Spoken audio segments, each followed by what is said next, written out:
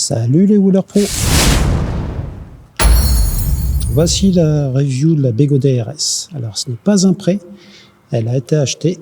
Il s'agit de la version pédale basse, censée donner plus de stabilité. Mais nous avons de quoi la transformer en version pédale haute. Je vous affiche les principales caractéristiques. Et comme à l'accoutumée, nous verrons ensemble l'ergonomie, l'intérieur, le phare, la consommation et bien d'autres choses. Allez, c'est parti! Concernant l'ergonomie, il y a quelques différences par rapport au MSX et MSP, même si le look général est identique. Tout d'abord, vous avez un port de charge supplémentaire. Alors attention, BegoD préconise 10 A max pour la charge, soit 5 A par prise, ou sur une prise si le chargeur est câblé en double pin. On verra un peu plus loin en détail.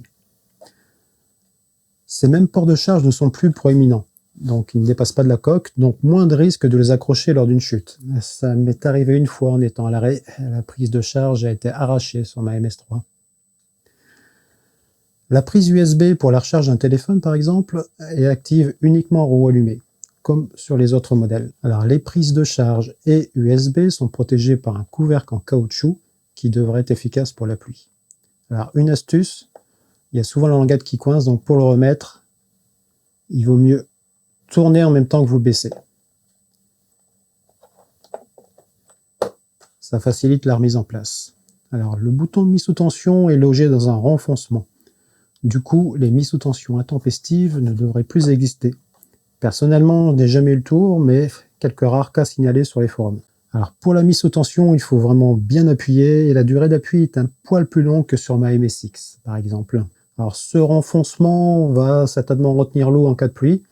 On va voir ensemble lors du démontage de la roue s'il y a un risque d'infiltration. Le bouton coupe-moteur est placé sous la poignée, plutôt que sur le côté et à l'avant. Et il est plutôt sensible. Alors les LED, autant sur ma MSX je ne les allume pas ou pas volontairement, autant sur les RS le mode blanc devant et rouge à l'arrière est super pour la visibilité. Dans ce mode, les LED à l'arrière font stop aussi.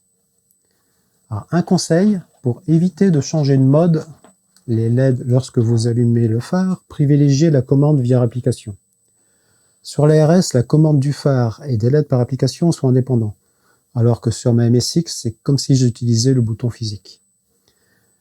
Exemple, la RS est connectée à UC Word et j'ai paramétré le bouton flic pour le phare.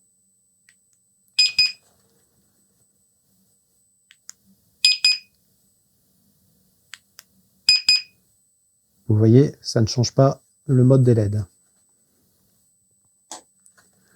Autre différence visible, les panneaux latéraux. Ils sont percés des deux côtés, et les haut-parleurs à droite.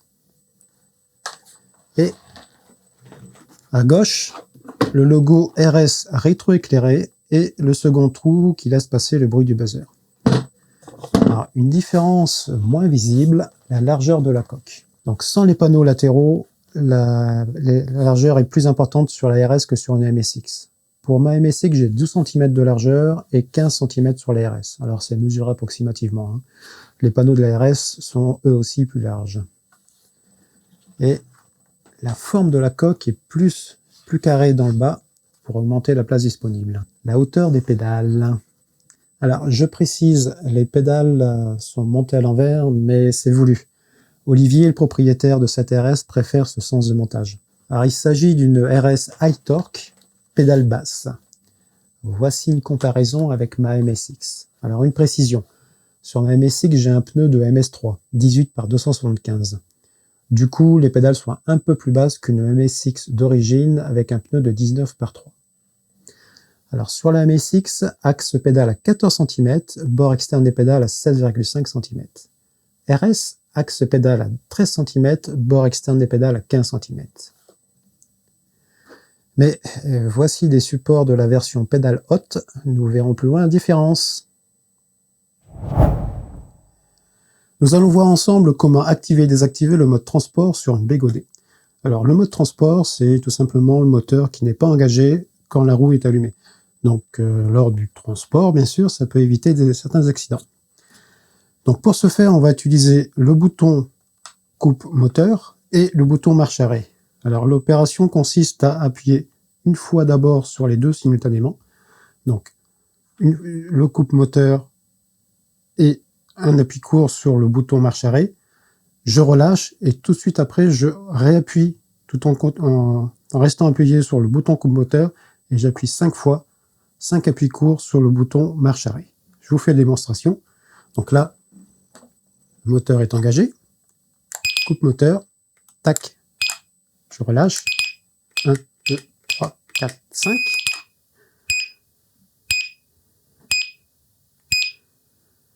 Ça finit ses bips. Donc là, le moteur n'est plus engagé.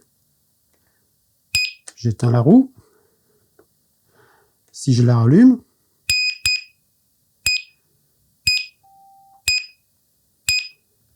elle prévient qu'elle est en mode transport. Donc le moteur n'est pas engagé. Donc pour couper le mode transport, c'est la même opération. Hop, hop. 1, 2, 3, 4, 5. Si j'éteins, je rallume et le moteur est engagé. Donc l'opération est assez simple, c'est juste un coup de main à prendre. Donc n'oubliez pas, il faut d'abord engager la procédure pour lancer le mode transport en appuyant une fois sur le bouton coupe moteur et le bouton marche arrêt simultanément. On relâche et après on reste appuyé sur le bouton coupe moteur et 5 appuis courts sur le bouton marche arrêt. Allez, maintenant on va passer à l'intérieur de la RS. Alors j'ai tout d'abord prédémonté les pédales. Alors j'en profite pour faire une comparaison par rapport à des pédales de MSX. On voit qu'elles sont un peu plus grandes. Je vous fais la comparaison avec des pédales plus... Avec les aimants, c'est pas évident. Hop. Donc au niveau largeur pratiquement identique, un poil plus grande. Alors si jamais la taille des pédales ne vous suffit pas, et ben après vous avez l'option raquette à neige. Donc les nouvelles pédales nid d'abeille de chez Bégodet. Donc légèrement plus longues. Donc avec ça, vous allez pouvoir appuyer.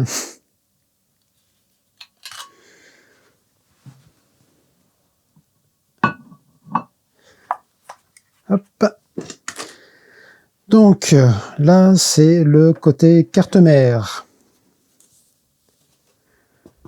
Donc un agencement un petit peu différent par rapport à la MSX. La MSX, la carte-mère est plutôt verticale. Là, elle est horizontale. Donc avec le module supplémentaire des nouvelles cartes-mères, ça prend un peu plus de place.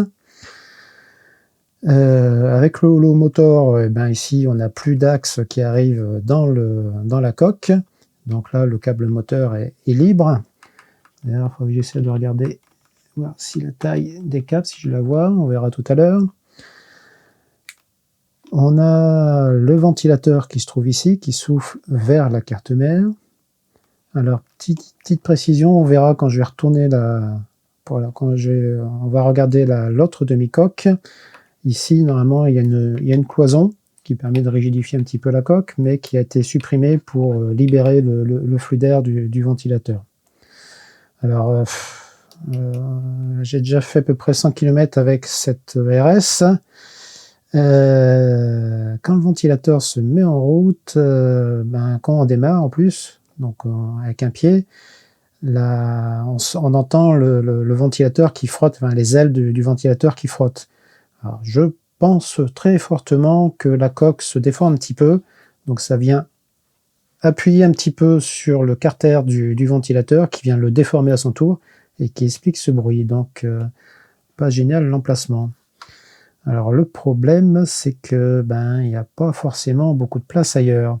Parce que ici, par exemple, ça se rétrécit l'écartement entre ces deux parties. Donc là, le ventilateur, il rentre plus. Donc il va falloir voir. Alors, ici, au niveau du connecteur d'alimentation, on a du XT90 au lieu de XT60 habituellement. Alors c'est pas du XT90 anti-étincelle. Donc là, c'en est un. Donc ici, vous avez une petite résistance sur les premiers millimètres du connecteur.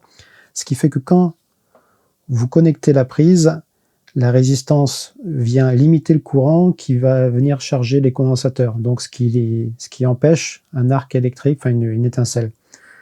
Et puis au fur et à mesure que vous enfoncez, ça vient court-circuiter cette résistance. Donc c'est vraiment juste au début, vous enfoncez tout doucement, contrairement au XT60 là, qu'il fallait vite pour limiter l'étincelle. Là, vous y allez tout doucement, pas d'étincelle, puis après vous enfoncez à fond. Donc là, par contre, ce n'est pas anti-étincelle, anti-spark. Alors, la section des câbles d'alimentation, c'est du 14 AWG, donc ça devrait tenir sans problème. Le circuit de charge, donc là on a vu sur les modèles récents qui a été augmenté au niveau diamètre, donc c'est du 18 AWG avec toujours du XT30. Que dire d'autre? Alors au niveau, on a un joint ici périphérique au niveau du capot tout autour. Par contre, au niveau des haut-parleurs ici, il n'y a aucun joint. Donc ça peut être une entrée d'eau possible. On a les ventilations uniquement côté carte mère. Au niveau du châssis, vous avez l'entrée d'air ici et une sortie ici. Alors on pourrait se poser la question sur les étanchéités, mais derrière vous avez un canal qui est fermé, que ce soit pour l'entrée ou la sortie, ce qui fait que quand le panneau est vertical, l'eau ne peut difficilement remonter et pénétrer dans l'intérieur de la coque. Et donc normalement, elle devrait s'évacuer directement par les trous. Alors on pourrait penser que ces trous sont très légers et sont pas suffisants pour refroidir. Alors sachant que j'ai mis des panneaux de MSP sur ma MSX qui ont le même principe de ventilation, et par température fraîche externe, je vois la différence au niveau de la température. Elle est quand même plus basse. Ça met beaucoup plus de temps à arriver à 39 degrés comme auparavant, quand c'était entièrement fermé. Donc par contre, en été, je ne sais pas si l'efficacité sera aussi importante. Donc pour ce côté-ci, pas grand-chose d'autre à dire. Bon, vous avez le module haut-parleur. Ah si, la partie qui se trouve ici, qui vient soutenir le bloc batterie, est super plus épais que la version précédente. Alors je vais vous montrer ça. Alors, voici une coque de MSX. Donc je vous mets ici à côté. Donc vous voyez la partie pour tenir le pack batterie est beaucoup plus fine comparée à ici. Et donc du coup, vous n'avez pas les renforts qui se trouvent ici. Donc ça va permettre de gagner un petit peu de place, je pense.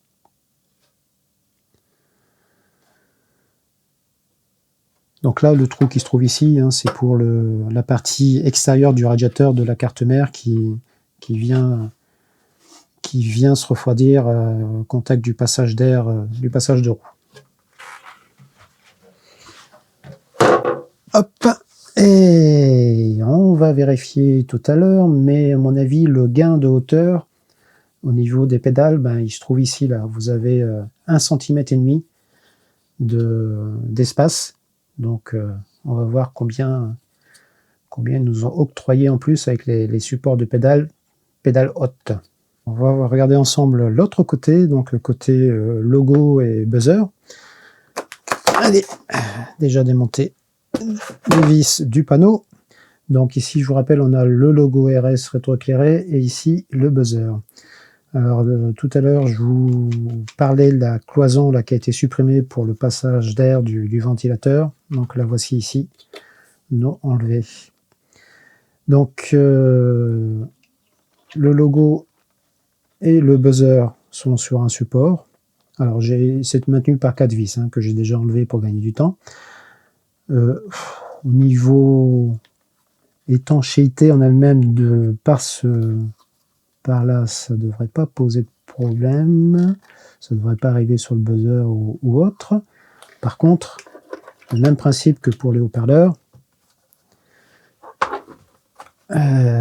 Ici, il n'y a aucun joint. Donc, une entrée d'eau possible. Donc, on a le trou aussi qui peut laisser passer de l'eau, là. Et on a aussi un trou qui va jusqu'à la base, ici. Bon, là, après, il faut que l'eau arrive à remonter et autres, ça va être compliqué. Mais bon, par ici, ça peut éventuellement passer. Donc voilà, pas grand chose à dire de ce côté-ci. Alors, pour info, ici, il y a un petit support que j'ai enlevé pour tenir le trolley, que j'ai enlevé pour la vidéo. Donc là, on va démonter la partie moteur. Donc, tout d'abord, j'ai débranché l'alimentation des batteries. J'ai mis sous tension pour décharger les condensateurs. J'ai dévissé les vis qui maintiennent au support de pédale de l'autre côté, ainsi que ce côté carte-mère. Donc j'ai dû enlever le ventilateur qui est juste fixé par un point de cafutaire noir, donc une espèce de silicone très collant. J'ai dégagé aussi le cafutaire autour de la prise des capteurs à effet Hall. Donc à faire ça délicatement pour pas couper, pour pas sectionner un câble. J'ai débranché les phases du moteur. Là, vous avez jaune, bleu, vert. Et la nouveauté sur la RS, comparée au MSX, MSP, c'est qu'auparavant, on laissait la partie carte-mère fixée au support de pédale et on démontait la demi-coque de l'autre côté. Donc là, par contre, à la méthode KS, on peut glisser la coque hors du moteur.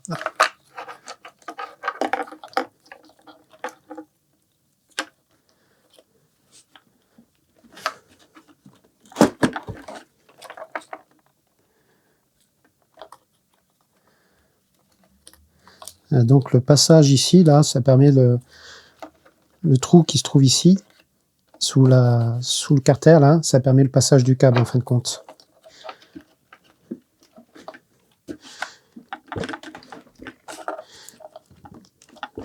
Bon, qu'est-ce qui bloque ?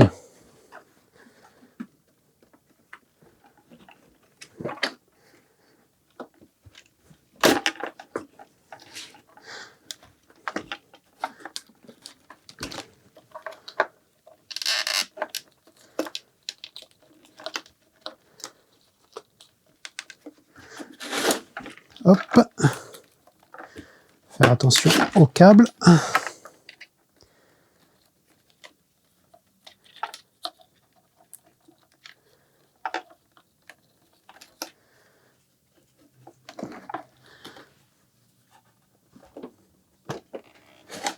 Et on a le holomoteur qui apparaît.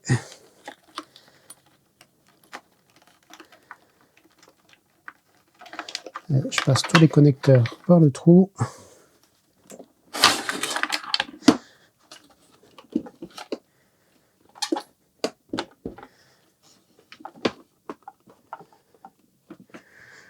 Et voilà.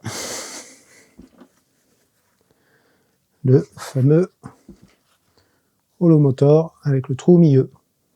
Alors, on va essayer de voir tout de suite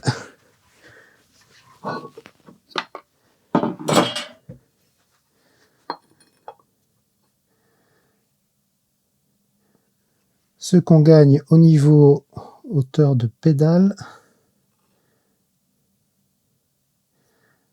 Ah.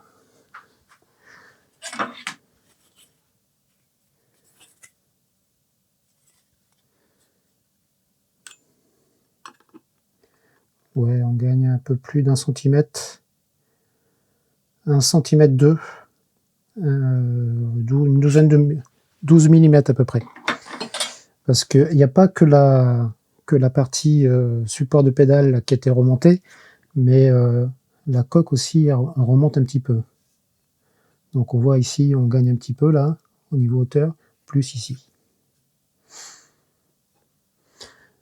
Donc les pédales devraient être à 12 mm plus hautes que la version pédale basse. Donc j'ai démonté les demi-coques.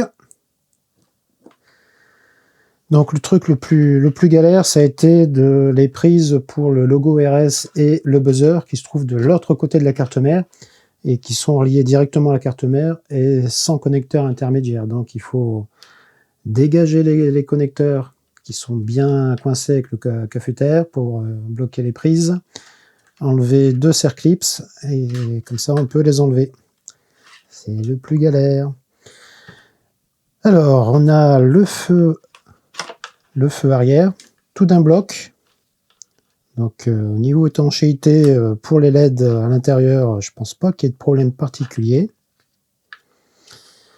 Alors nouveauté par rapport aux anciennes générations MSX, MSP, c'est que les boîtiers des feux, le support des prises et puis le phare avant viennent se clipser.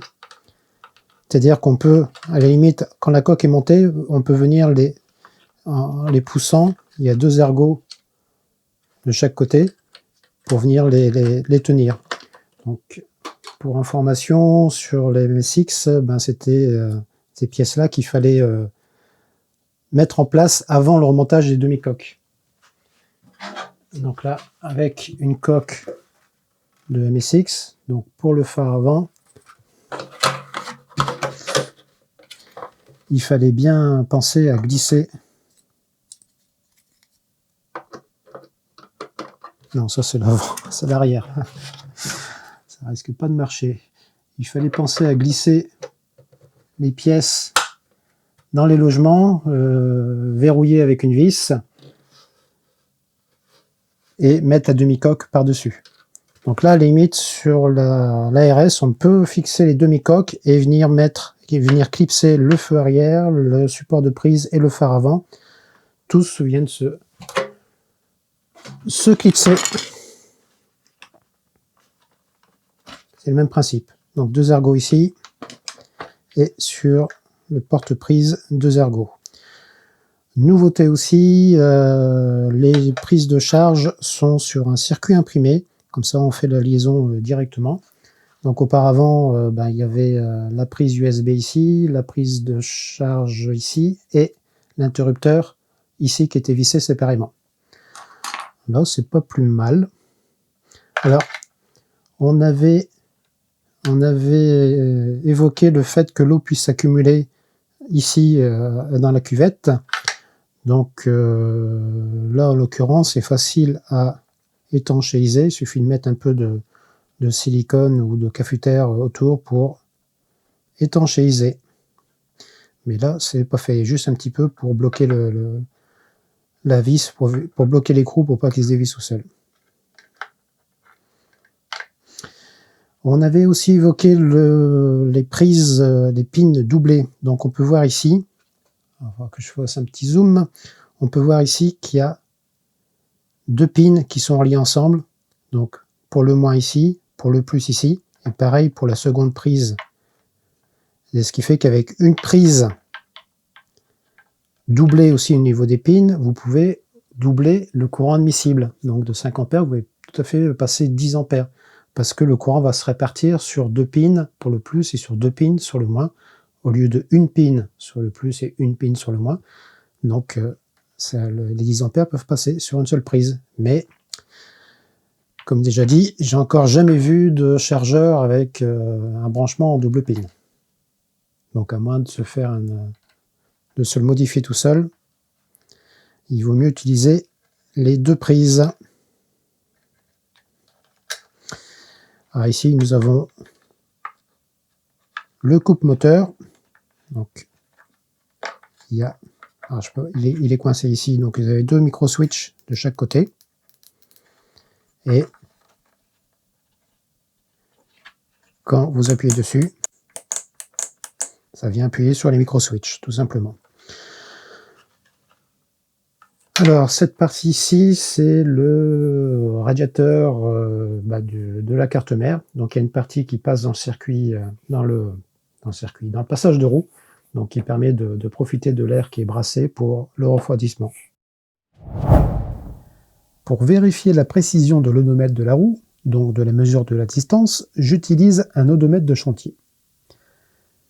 Je parcours 1 km et je compare les relevés de la roue et de l'odomètre de chantier. J'en déduis un écart en pourcentage. En l'occurrence, je trouve 30 mètres en plus pour la roue. Donc ça me fait 3% en plus, donc moins 3% à corriger. Donc je renseigne cet écart dans UC World, ce qui permet d'avoir la distance la plus précise possible.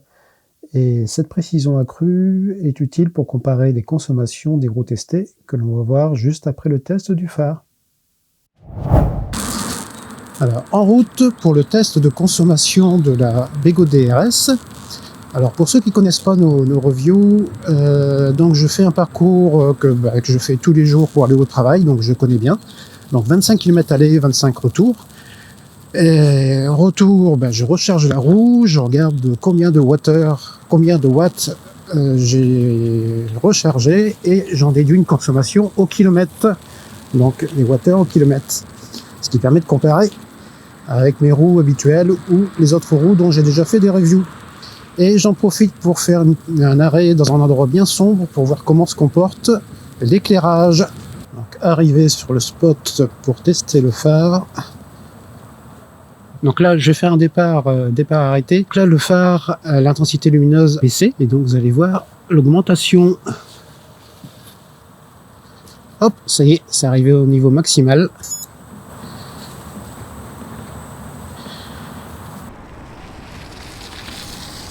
Allez, pour vous montrer le feu, je freine. Je freine. Donc, ça doit être un système de feu les plus visibles des roues sur le marché actuellement.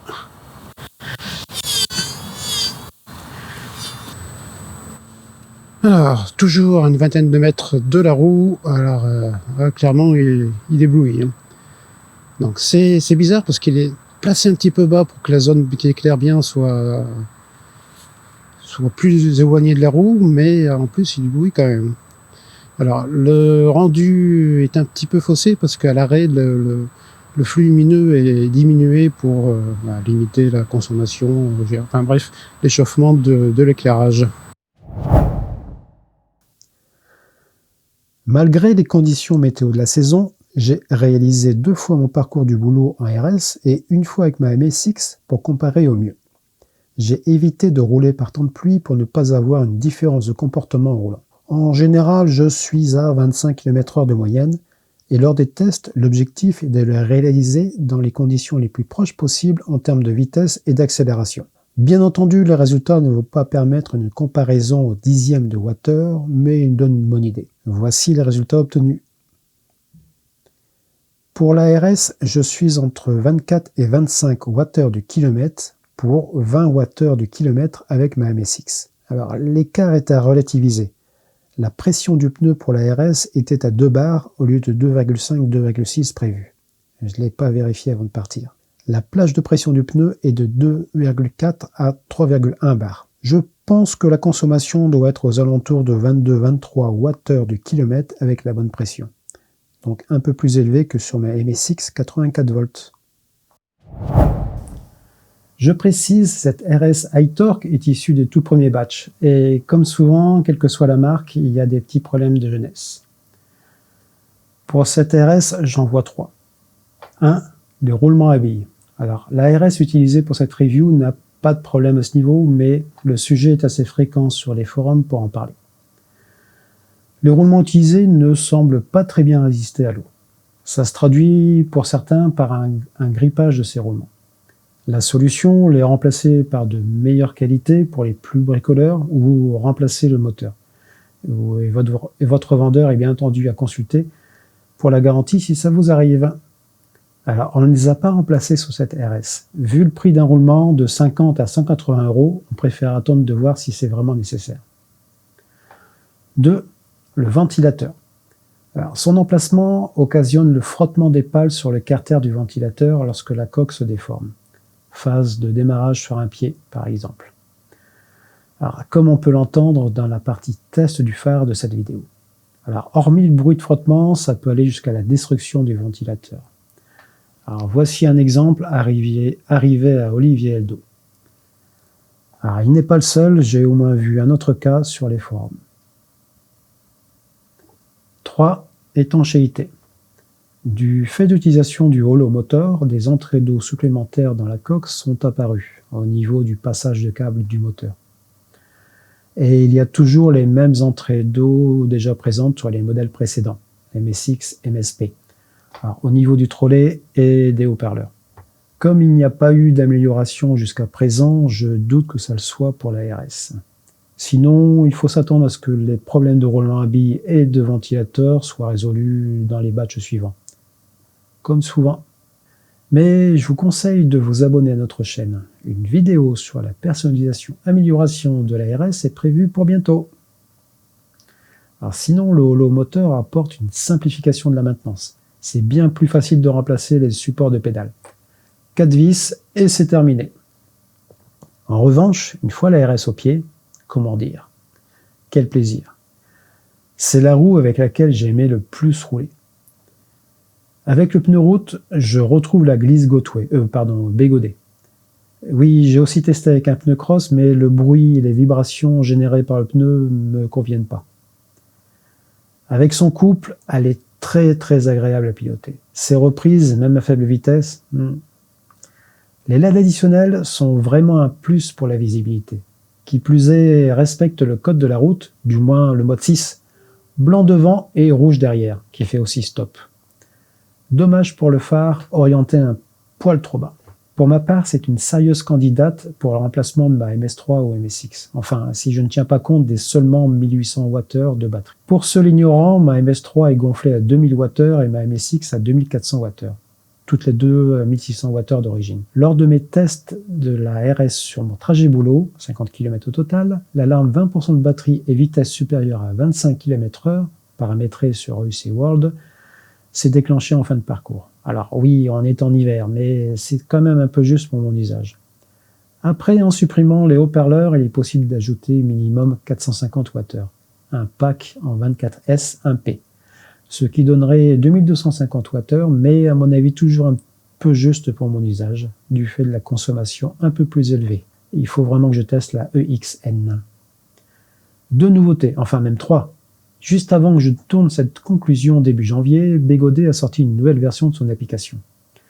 Elle se nomme Bégodet. Alors, elle n'était pas encore disponible sur le store Android, alors je l'ai installée via un APK. Mais j'imagine que ce n'est qu'une question de temps pour qu'elle soit disponible sur les stores Android et iOS. Alors, cette application apporte 2 réglages supplémentaires. Le premier, réglage du volume du buzzer pour les alarmes, réglage de 1 à 9. Alors, sorti du carton, le volume de la RS est au maximum. Second réglage, celui de l'angle latéral pour la coupure moteur de la roue. Lorsque la roue est penchée sur le côté, le moteur est coupé pour un angle de 45 degrés, pour la sécurité en cas de chute.